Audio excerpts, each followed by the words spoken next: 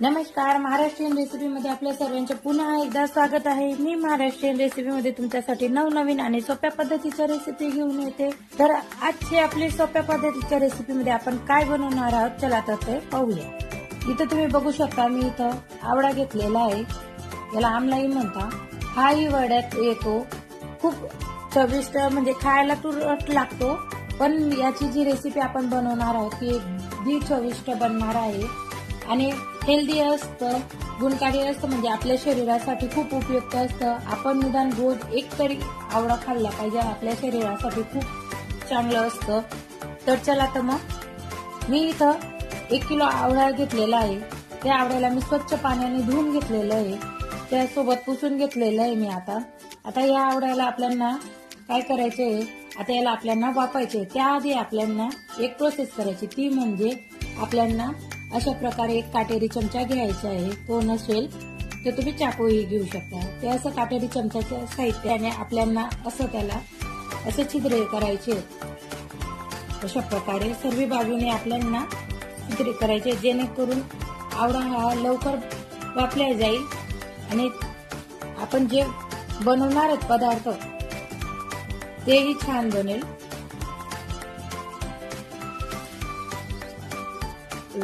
अशा प्रकारे सर्व साईडला आपल्याला असे करून घ्यायचे छिद्रे। आपल्याला सर्व आवळ्यांचे छिद्रे करून घ्यायचे। अशा प्रकारे परत एकदा दाखवते मी तुम्हाला, सावकाश करायचे। कसं आहे, काटेरी चमचा आहे तो हाताला लागूही शकतो। अशा प्रकारे करून घ्यायचे। सर्व आवळे आपण अशाच प्रकारे तयार करून घेऊ आपण मस्तपैकी। हे बघा, अशा प्रकारे सर्व आवळे आपले तयार आहेत। मी छिद्रे करून घेतलेले आहेत प्रत्येक आवळ्यामध्ये। आता याला मी एका स्टीलच्या गाडणीत काढलेलं आहे आणि लक्षात राहू द्या, इथे टीप देते मी तुम्हाला। ही टीप म्हणजे अशी, तर आवळ्यांना कधीही स्टीलच्याच भांड्यात आपल्याला बॉईल किंवा वाफायचे आहे, कारण की जर आपण धातूच्या भांड्यात वापरलं तर ते काळं पडू शकतं। धातू म्हणजे अॅल्युमिनियम किंवा आपले जसे आपण पितळेची भांडी वापरतो, आपल्याला इथे यूज करायचं नाहीये। आपल्याला इथं स्टीलच्या भांड्याचा यूज करायचा आहे। त्याच्यावर आता आपण हे आवळे आपण आपले वाफवून घेऊ। हे बघा, इथं मी एक स्टीलचं पातेलं घेतलेलं आहे। मी आधीच पाणी बॉईल करायला ठेवलं होतं, त्याच्यावर मी ही गाळणी ठेवलेली आहे। आता 10 मिनिटं आपण इथं वाफवून घेऊ, यांना झाकून देऊ मस्तपैकी। 10 मिनिटापर्यंत आपल्याला वाफवून घ्यायचंय आणि वाफल्या गेलं हे कसं ओळखायचं हे मी तुम्हाला पुढे सांगते। तोपर्यंत आपण याच्यामध्ये लागणारे साहित्य बघून घेऊ। एका बाजूला आपले आवळे वाफले जात आहे, आता आपण त्याच्यात लागणारे साहित्य बघू। मी आवळ्याचा मुरब्बा बनवण्यासाठी गुळाचा वापर करते।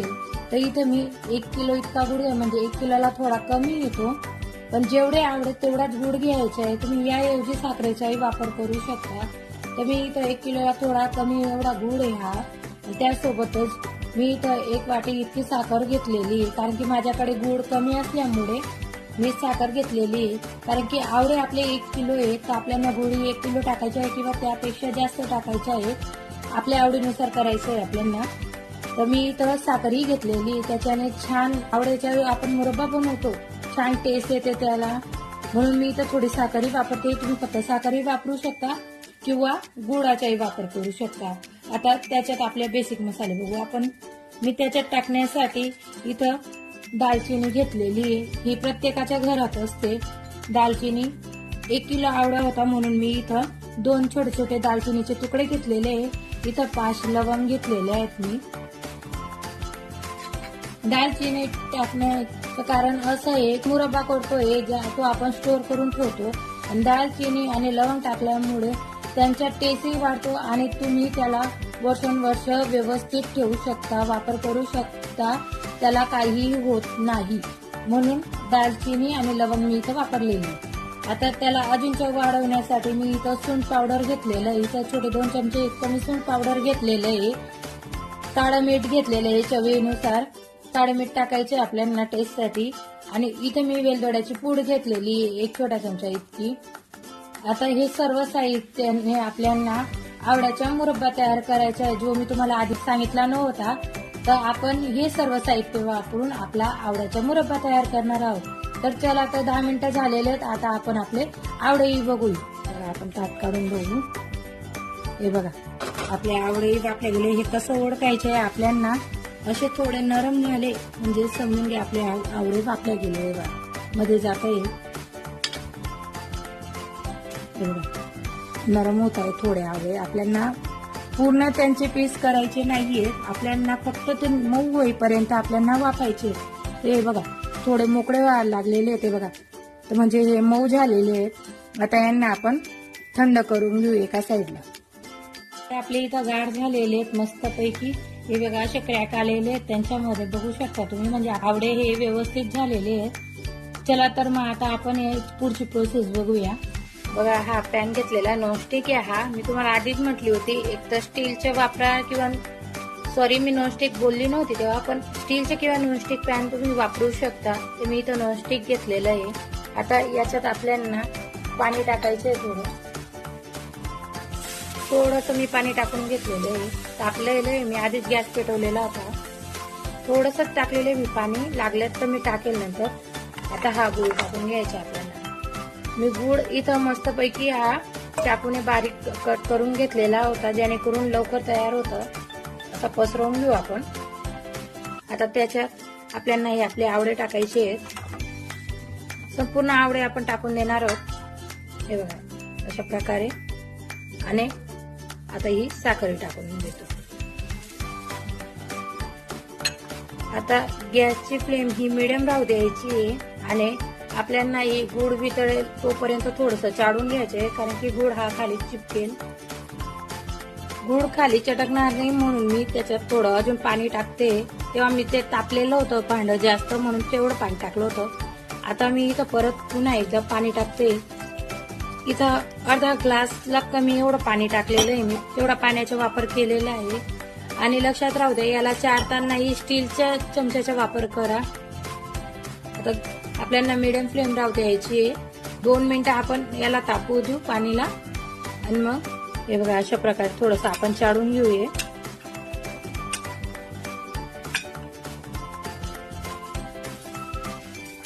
अगदी हलका हाताने आपल्याला हे चाळायचंय, नाहीतर आवळ्याच्या पूर्ण पाकळ्या मोकळ्या होतील. आता याला थोडंसं झाकून देऊ, म्हणजे जेणेकरून लवकर होईल. चला बघूया. 5 ते 7 मिनिटं झालेले. बघा आपला गूळ पूर्णपणे वितळलेला आहे. असं शिजू द्यायचं आहे आपल्याला. रंगायला लागलेले आहे.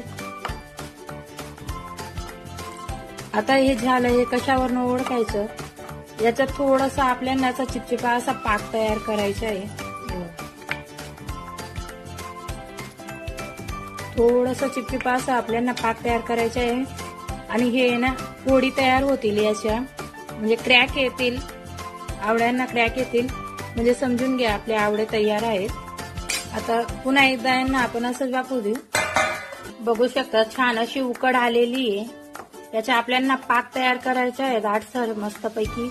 आता हे पाणी आपलं असं अलगदपणे लगेच पडतंय. हे पाणी जेव्हा असं थेंब थेंब असं पडेल तर म्हणजे समजून घ्यायचंय की आपला मुरब्बा हा तयार आहे.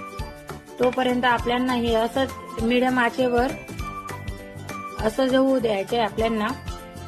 गॅसची फ्लेम ही लो ठेवायची, म्हणजे तसंच होऊ द्या. भांडं जाड असल्यामुळे काही वेळ लागणार नाही. एक वेळचं तापलं की खूप छान येते आणि हळूवार पद्धतीने शिजतात ते. आणि जो रस आहे तो मध्येपर्यंत, आवड्याच्या मध्येपर्यंत जातो आणि चव ही वाढते.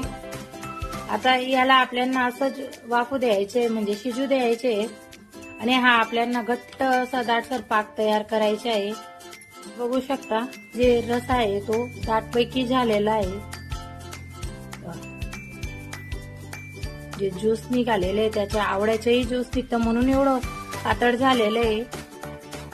आता याच्यात आपल्याला आपलं मीठ टाकायचं आहे. काळं मीठ घेतलेलं आहे.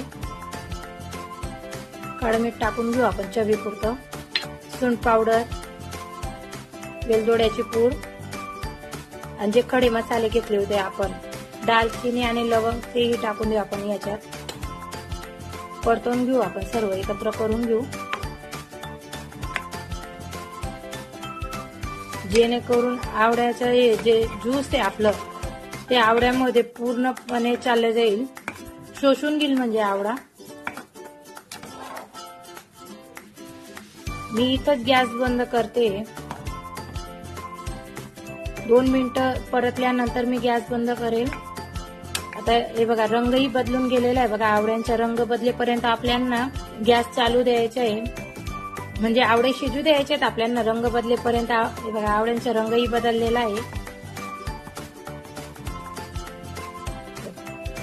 आता मी इथं 2 मिनिटं उकडू दे. अगदी चविष्ट लागते खायला ही रेसिपी. तुम्ही नक्की ट्राय करून बघा. माझ्या घरात सर्वांची फेवरेट आहे ही रेसिपी. अगदी गुणकारी, चविष्ट आणि खायलाही एकदम भारी लागते. नक्की ट्राय करून बघा, तुम्हालाही आवडेल. एकदा केली तर तुम्ही परत परत कराल अशी ही रेसिपी आहे. मी याच्या आधीही ट्राय केलेली ही रेसिपी. अगदी चविष्ट बनते. माझ्या फॅमिलीमध्ये सर्वांना आवडली ही रेसिपी. तर तुम्हाला कशी वाटली ही रेसिपी मला नक्की कमेंट करून सांगणार. आता इथं 2 मिनिटं झालेत. मी गॅसची फ्लेम बंद करून देते. इथं मी गॅसची फ्लेम बंद केलेली आहे. आपला आवळ्याचा मुरब्बा हा तयार झालेला आहे. आता याला गारू द्यायचा आहे आपल्याला. बघा किती छान प्रकारे आपला आवळ्याचा मुरब्बा तयार आहे. तर तुम्ही हा असा प्रकारचा पौष्टिक असा आणि आरोग्यदायी असा आवळ्याचा मुरब्बा नक्की ट्राय करून बघा. सर्वांना आवडेल. आणि माझ्या अशा नवनवीन आणि सोप्या पद्धतीच्या रेसिपी बघण्यासाठी माझे चॅनल महाराष्ट्रीयन रेसिपीला नक्की लाईक करा, शेअर करा आणि सबस्क्राईब करा. आणि बेल आयकॉनचे बटन दाबायला विसरू नका, जेणेकरून तुम्हाला अशा माझ्या नवनवीन आणि सोप्या पद्धतीच्या रेसिपी बघायला मिळतील.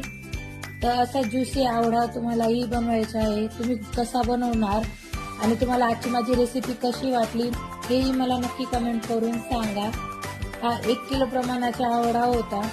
तर माझ्याकडे ही छोटी बरणी असल्यामुळे मी फक्त या छोट्या बरणीत भरलेला आहे. आणि अशा 2 प्रकारच्या बरण्या भरलेल्या आहेत मी. आणि अजून एक तुम्हाला गोष्ट सांगायची आहे. आवळा संपल्यानंतर जे त्याचे हे ज्यूस असतं तेही तुम्ही यूज करू शकता. याच्याने जो पदार्थ तयार करणार आहोत ते मी तुम्हाला पुढच्या व्हिडिओमध्ये सांगणार आहे. आता या ज्यूसचा कसा उपयोग करायचा तेही तुम्हाला बघायला मिळेल. तोही तुम्हाला आवडेल. तर चला तर मग भेटूया अशा नवनवीन आणि सोप्या पद्धतीच्या रेसिपी सोबतच. थँक्यू.